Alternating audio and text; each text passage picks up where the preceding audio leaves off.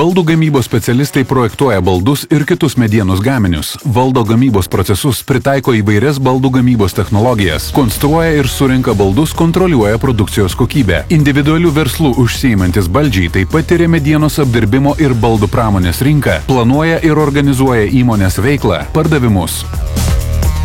Esu Titas. Labiausiai patinka matematika, informatika bei ekonomika. Norėčiau dirbti tarptautinėje finansų korporacijoje arba su nekilnojimu turtu. Laisvalaikiu dar žaidžiu stalo tenisą.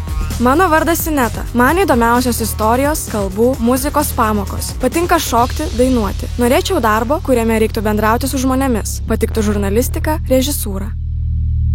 Esu Vytautas, domiuosi humanitariniais mokslais. Patinka anglų kalbos, istorijos pamokos. Laisvalaikiu groju bosinę gitarą. Norėčiau studijuoti kalbas arba politologiją.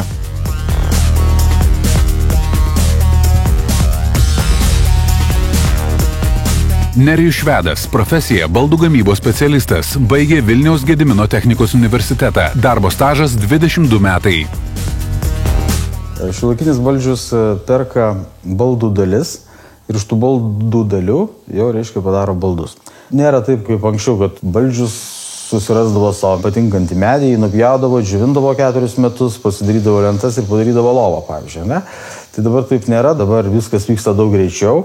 Yra tikrai ne viena įmonė, kuri gali pagaminti baldų dalis, atlikti sudėtingus procesus, kuriuos atlieka ten didelės mašinos, staklės. Jeigu reikia furnitūros, yra keletas specializuotų furnitūros pardavėjų ir reiškia per kitas dalis, kurios reikia pas juos ir tada viską suvežus į vieną vietą jau gali gaminti baldelius.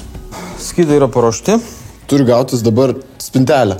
Jo, bet iš tų skydų, ką jūs dabar susigrėžėt, tai gausis spintelė ir galėsite ją pasimti, pasikabinti namuose. Mamai, Vytai, pagaliau. Mamai, pagaliau. Ja. Netgi ta drožyba, kur atrodytų padaryta rankom, atvežta, pavyzdžiui, iš Italijos, tai daro robotai, dėja, reiškia, labai greitai, labai gražiai ir dėl to mes juos galim įpirkti. Lietuvoje ne tiek daug, bet yra menininkai, yra skulptoriai, drožėjai, kurie daro tokias puošmenas gražias, krėslus, bet ta specialybė baldžius drožėjas yra iš tikrųjų jau reta specialybė Lietuvoje. Vieta, pasižiūrėk, ar kampai yra visi. Kliento paieška yra pradinis darbas ir pats turbūt sunkiausias. Kai tu susirandi klientą, kad jam jau reikia tos paslaugos, kurią tu gali atlikti. Toliau, jeigu iš eilės pasakojant, pokalbis ilgas su klientu tam, kad galėtum suprasti, ko jisai nori. Jeigu yra smulkus verslas, tai gali daryti ir pats baldžius. Jeigu jisai moka bendrauti su žmonėm, moka išklausyti ir moka nupiešti to kliento mintis.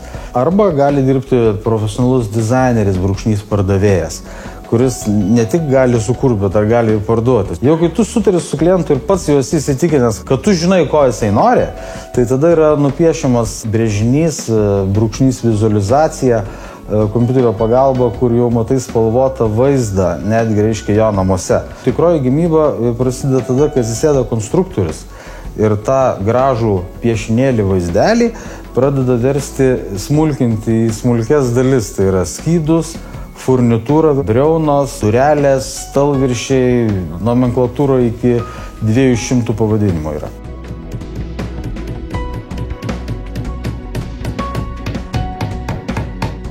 Mokslas ar tai aukštasis, ar spec vidurinis tave išmoko dirbti su literatūra. Kad tu gali, reiškia, susirasti ją, kur tau yra reikalinga, ir susirasti, kas tau yra reikalinga. Toliau tave išmoko medžiagiškumą. Ką medžiaga gali daryti, ką gali išlaikyti, kokius stiprumus ir ką iš jos galima padaryti. O visa kita toliau yra vis dėlto patirtis. Klientas neapsidžiaugs čia. Na, Vytui šiek tiek nepavyko, ten jis truputį pakreipė ne taip tą vinį. Klišą įkaliau. Vertinčiau neblogai, žinant jo senesnius darbus šitoje srityje, iš tikrųjų prieš kameras pasirodė geriau. Aš būčiau gal kruopščiau žiūrėjęs į darbą ir va. Ir būtų pas mane viskas taisyklingiau. Puiki spintelė, tinka kiekvienai močiutei, kiekvienam sodui. Neįpareigoja, prie bet kokių tapetų tinka iš karto balta neutrali spalva. Jo, aš pirkčiau tikrai. Tik patenkins bene išrankiausio pirkėjo norus. Kaina bus sumažinta, žinoma, nes yra vienas brokas, nedidukas, bet manau, Jis buvo specialiai padarytas tam, kad pigesnė kaina būtų. Taip. Didelės įmonės turi pagaminti daug baldų nebrangiai. Tada jos bus konkurentabilios. Jau tada dirba labai gudrūs įrengimai ir ten reikalingi jau labai aukštos kvalifikacijos baldžiai, kurie moka dirbti, aišku, su kompiuteriniam staklėm ir moka tas staklės suderinti. Nelieka išdraskymo nereikalingi. Kadangi pats gaminu nestandartinius baldus, tai bendrauju su tai žmonėm, kurie yra siekia individualumo. Tiem žmonėm reikia, kad būtų kitaip, ne taip kaip pas visus. Man tokie žmonės patinka, aš pats toks esu, tai yra pagrindinis privalumas. Tai vis dėlto bendravimas su žmonėm, kūrybiškais dažniausiai žmonėm, kurie gali susikurti bent jau vizijose tokio baldo, kurio nenusipirks parduotuviai. O man belieka iššūkis padaryti tą kažkokį tai nerealų, gražų daiktą, kažkokį tai tokį, kurio, nėra dar padaryto. Darai tokį daiktą ir jauti, kad pirmas aš esu, nebuvo dar tokio ir padariau. Man tai yra džiaugsmas. Smagu buvo. Ta prasme, niekad nebuvau spintelės pats surinkęs, tai kažkas tai čia jau tokio buvo. Pasiekimas kažkoks gal net. Toks jausmas, kad aš daugiau žinojau apie baldus negu mano kolegos, nors jie berniukai. Aš norėčiau kaip Nerijus daryti nestandartinius baldus. Ir jisai kaip kūrėjas toksai. Laisva ranka, paduočiau jam pinigus, užsakyčiau, pasirašyčiau ir viskas. Tikrai. Labai patikimas pasirodė.